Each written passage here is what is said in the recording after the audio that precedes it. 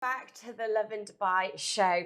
I'm joined here today with Rabbi Levi, pronounced it correctly this time, who's been playing an incredible role in the Jewish community here in the UAE, from sharing challah with the community every Friday and spreading awareness here in the UAE. So it's great to have you here, and thank you for joining us. Thank you for having me here today. Yeah, fantastic. So can you tell me a little bit more about your Dubai journey?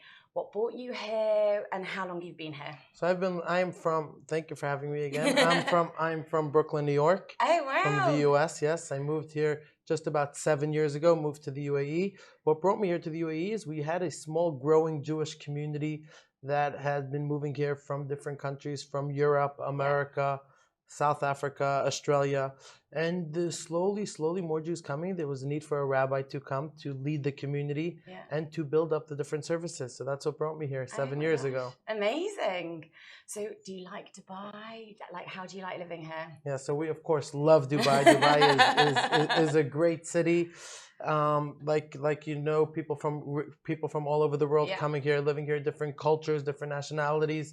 So this is something really special, which actually makes our community special. Because growing up in New York or studying in the UK, you would have the community would be more or less the same types from the same place. But when you come to the UAE, you walk into the synagogue here, and there's Jews from all over. So this is something special about Dubai that you wouldn't have in other places. Oh, 100%. Dubai is definitely a melting pot of cultures, 100%. So what can you tell us about the Jewish community here? Like, what does your kind of role play in the community? So I'm the rabbi of the Jewish community here. And our community has all sorts of programs and things that they offer for the community. So first of all, the Jewish community here that is expat community really from all over the world. We have many from Australia, Morocco, America, UK, you name it. We probably have it, like a real melting pot. And we offer all sorts. We just started our first Jewish nursery called the Mini Miracles Nursery, which is the first nursery offering kosher food, teaching Hebrew, Arabic, English, French, and Russian, all at the same nursery, which we're quite excited. We just started. We have a few kosher restaurants here in Dubai. One of them in the world's tallest building on the bottom of the Burj Khalifa. Oh, which one? It's called Armani Kaf. Yes, okay. This was the first kosher restaurant, special kosher restaurant, and we have a few others in the city. Incredible. And the idea of the Jewish community is to really support the community members and, of course, the wider community with anything they need, whether sometimes we'll be helping someone with their spiritual needs, preparing one of the children for their bar or bat mitzvah. I don't know if you ever heard of that special celebration when a Jewish boy turns 13 or a girl turns 12, and any support that a family would need moving to Dubai, our community is here to help them. So we also work as a relocation to help people coming here. They're looking where in Dubai to live, where they should move to, if they should even move to Dubai. And us as the community we are here to encourage them to move here and to help them settle in as well. So how big is the community here in the UAE? So in the UAE, we have over probably a few thousand Jews living here. It's the fastest growing Jewish community around the world. It's the newest Jewish community in the region. And of course, since the Abrahamic Accord, with all the excitement, the community is continuing to grow. Yeah, incredible. So can you share with us some of your kind of key highlights of last year? Yeah, so of course we had the Abrahamic Accord, which was something which we were all very, very excited about. But it's important to speak about all of us that love Dubai. Dubai has always been open, and we've had a lovely Jewish community well before the Abrahamic Accord. But of course, since the Abrahamic Accord, we started the first flights direct from Tel Aviv to Dubai, and this brought a tremendous influx of Israelis coming to Dubai, and of course Jews from around the world continuing to come visit Dubai and to move to Dubai. So throughout the year, we've had many firsts, like we said. So we had our first Jewish nursery opening. We had a few kosher restaurants opening. And I would say the highlight of it all is where you see Dubai is this open model, like you mentioned, the Yeah. melting pot, where people come from all over the world and they enjoy. And you see when Dubai opened to Israel, the excitement which the Israelis had by coming to Dubai, and they just loved it. They loved the idea, multicultural. You really have any kind of service, any kind of people, business opportunities, and all these different opportunities. This was something very special for us to share with the new country, with Israel, to come to Dubai to benefit from. Oh, it's amazing. So I obviously mentioned it originally, and obviously tell us about I'm going to probably say this completely wrong, the challah? Challah. Okay, I'm So never going to pronounce that challah. Right. So tell us about that tradition, because it's every Friday, right, for Shabbat? Yes. So we actually launched this really cool challah program here in Dubai. And challah is a special bread which Jewish women prepare before Shabbat for the families to eat on Friday night together with the families.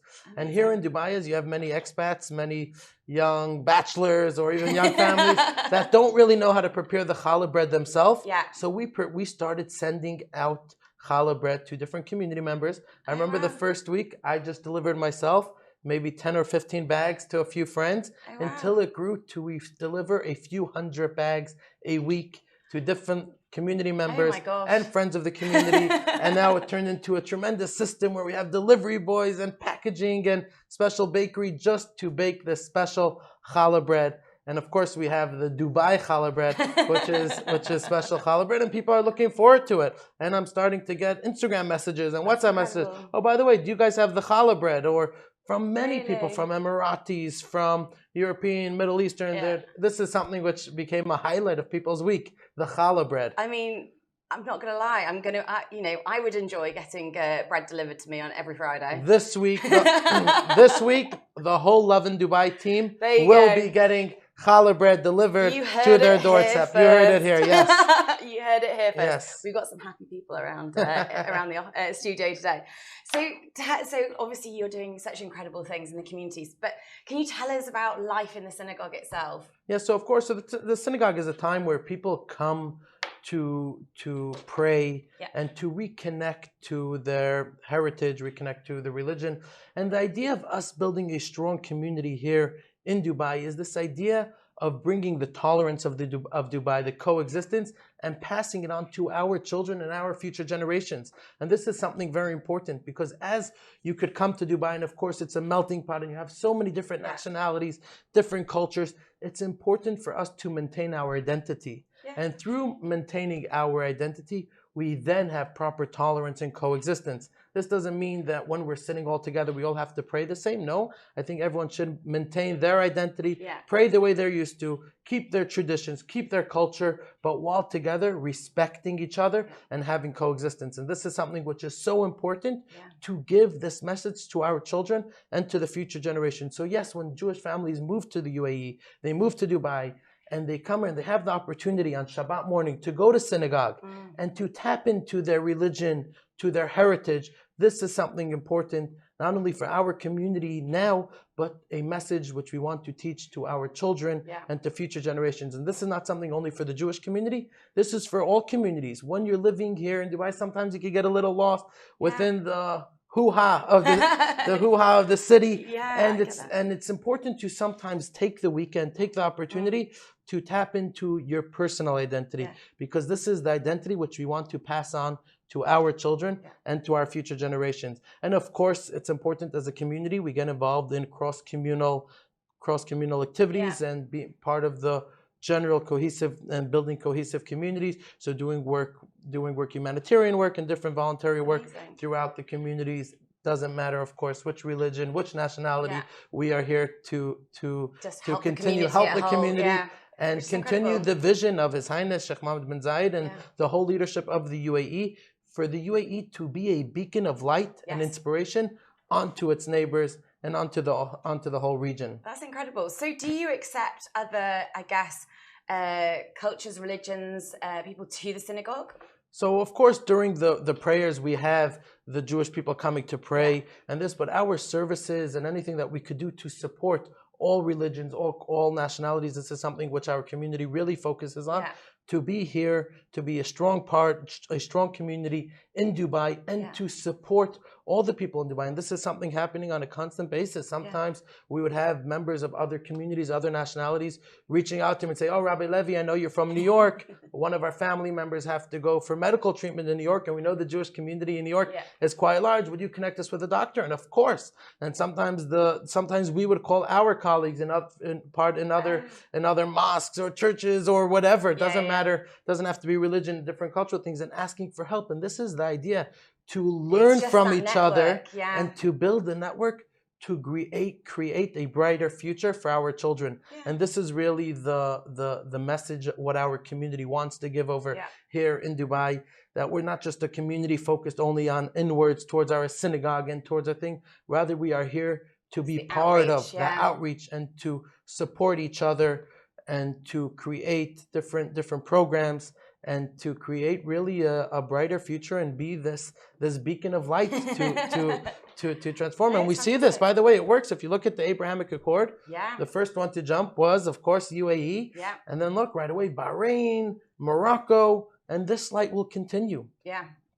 No, absolutely. I mean, so it was the first year this year, if I'm correct, that you guys celebrated Passover. Yes. So tell us about that, that celebration. So of course, for the past 7 years, we've had our Passover celebrations. It was more at home together. But this year, as we had this huge influx of Jewish tourists coming to the UAE, the Dubai has become a destination to celebrate Passover. This was definitely something unheard of before. Actually, many of the expats living here over the past few years, of course, we celebrated Passover here, but they would say, oh, I'm going to go back to the UK, I'm going to go back to Paris to celebrate with their families. This year was the opposite. Family members from the UK, from Paris, joined their family here in Dubai to celebrate Passover. So we had a huge Passover celebration here throughout the UAE. And as a Jewish community, we had to support the community with matzah. That's a special Passover bread. You'll get it next year. Don't worry. I think I've had it. Oh, you've had? Did you have it? Okay, lovely. Yes. I did. I was in America. I was in Pennsylvania at one particular point in my life. And and I had it there. Okay, great. So we had to bring in a whole bunch here to the UAE, and we had a beautiful Passover celebration here together. And this was definitely something, a highlight of the year, where we could say, where we see again Dubai coming out for Dubai to be a destination for Passover celebrations. That's incredible. So obviously, as you were saying, there's thousands of people now, Jewish people now in the country. How has it grown over the kind of last couple of years? Has it just literally escalated, or with everything that's been going on? So of course, since the Abrahamic Accord, there's been a tremendous increase of Jewish visitors and Jewish people moving here. But throughout the whole time, look, Dubai is a very tolerant place. Dubai is open. So if you're a family living in Europe, Morocco, Australia, and you want to build a bright future for your children, and you want to come as a family to get to work, this is a great place to live. It's a great place you have everything. It's safe. You have everything you need. Now, of course, we managed just last year, before the Abrahamic Accord, to set up the first kosher chicken slaughterhouse in Al Ain. So this was something special. So when we create and we build the different infrastructure for the Jewish communities, of course, it becomes easier for families to move. And up until last year, some families wouldn't have moved there because there was no education available. But now we have the Jewish nursery available. So, of course, it brings in more families. And, of course, as our community will grow, we will support and build a different infrastructure. And we definitely believe that Dubai will be one of the #1 places for Jewish community to live. That's incredible. So in Abu Dhabi, I think we wrote about it, it could have been yesterday, they're obviously creating the Abrahamic family house. So designed to be a beacon, I can't talk today, sorry, a beacon of mutual understanding, coexistence and peace amongst faith and goodwill. So obviously something very much kind of in the community and again, bringing all those kind of faiths together. So how do you think that will impact the community at large? I think this is going to be a tremendous impact, not only for the communities or for the religions part of the Abrahamic family house, but I think for the entire world.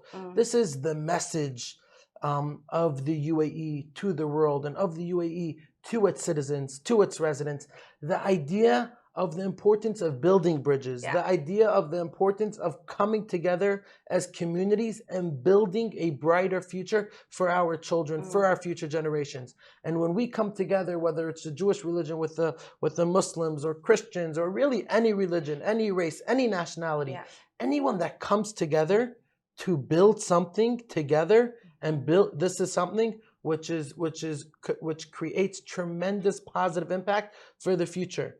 Unfortunately, we look in history, there's been many burning bridges where people just turning backs to each other and different religions. This is not the spirit of unity. This is not the spirit of family. This is not the spirit of where we live. So the idea is to create in the center, in the capital of the UAE, in Abu Dhabi, to create the Abrahamic family house. And this is a message not only for religion, this is a message for humanity. That humanity has to learn that right now, in this time, 2021, where we are, this is a message that, listen guys, ladies and gentlemen, we got to come together and we have to see how to learn from each other and 100%. To create a cohesive community, people learning from each other, people respecting each other, and being proud of each other. And this is something which as a community, we are so proud of the leadership here of the UAE for building such an amazing project, such a vision. Wow. I mean, it looks absolutely incredible.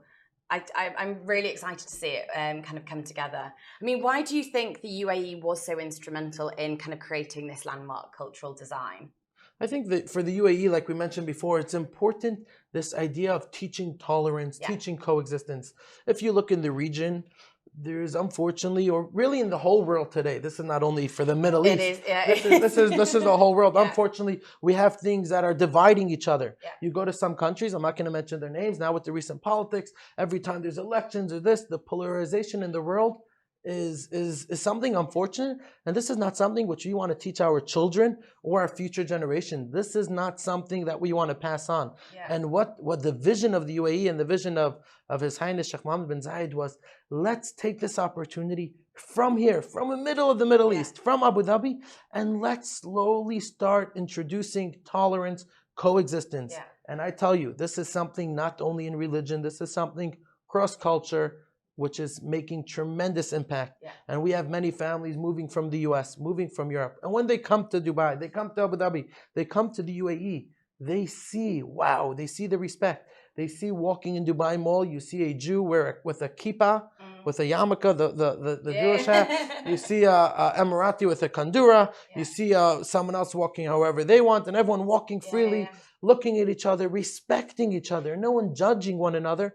This is the spirit. This is a place where I want my children to grow up. This is a place where I want to be part of the community. This is something, I don't want to go to places where people are just looking, we're segregated and looking down, and this person dressed this way, or this person's name is this, or this is... We have to learn how to respect each other, and this is something tremendous, and we are super excited that we're going to be able to show this to our children and say, listen, all these stories that you heard, these were mistakes that people were so divided. And this is something which me as the rabbi and us as a community and as humanity is something which we're tremendously proud of the UAE for this. No, I'm in total agreement with you there. So what do you hope to achieve in kind of the next coming kind of year? Have you got kind of some key plans on the radar? Yes, of course. The plans is as simple as you see. We will continue building on the spirit of tolerance, building on the spirit of coexistence, and continue building communities here in the UAE, and to continue building this beacon of light onto its neighbors. I'll finish off with, there's a question, if one is freezing cold in the middle of the forest, you don't really have that cold here in Dubai. Yeah, you certainly don't. So especially in this weather, and you have two options to warm yourself up. Either you could put on a coat, or you could light a fire. What's the difference between the two? When you put on a coat, you only warm yourself up. When you light a fire, you warm others around you.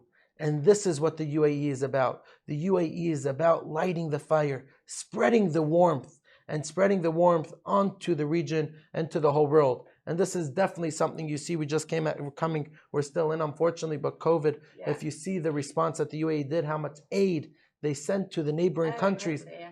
to so many countries, and constantly being a leader. I was proud to live here. I must tell you, this was amazing, and how they rolled out the vaccination program the first.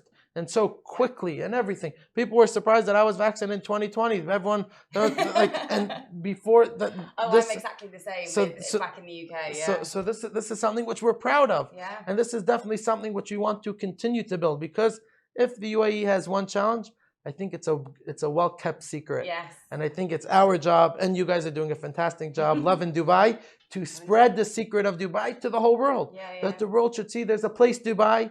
Dubai is not only about the buildings or about the desert, it's about the people. There's such beautiful people, there's culture, there's community. Yeah. And this is something which we're really proud of, and we're going to continue to build. Yeah, it's fantastic. I love that analogy of the fire. I think that's fantastic. So we're coming to the end of our interview, and we always ask everybody one final question. Why are you loving Dubai? I'm loving Dubai because of the people. Yes. The people in Dubai is what inspires me. When I come out of my house and I see the people on the street, people, all the different nationalities, I'm inspired. It puts a smile on my face. Yeah. People from all different countries, all different nationalities, all different cultures, all different religions. This puts a smile. This shows this model of bringing people together, and it's all within the same line. So when I'm waiting online in the coffee shop, or just being a regular, simple Dubaier and just chilling around, it's nice. It's good energy. Yeah. And it is our job, our responsibility, and everyone watching this is responsibility to continue to spread the energy, spread the fire of love, spread the warmth, and our neighbors and the whole world, they can't block the heat. We're going to spread so much warmth, so much love, and we will continue. And of course, we're looking for competition. We're looking for other countries to copy and to continue to create cohesive communities, and to continue to teach our children tolerance, coexistence. That will be amazing. And I am certain that we're going to get here in a few years, and we will see the continued growth of the communities. And instead of, God forbid, continuing to hear terrible stories that happen around the world, we'll continue to only hear lovely stories, great stories, more positive stories, more Abrahamic family houses in different countries, more gaming happening, more exciting things happening together with different countries, communities, religions, nationalities, you name it, coming all together. Yes. No, I think that is fantastic. Well, thank you so much for joining us today. It was an absolute pleasure. Thank you very, very much for having me. And thank you guys for tuning in, and we will see you tomorrow. All the best.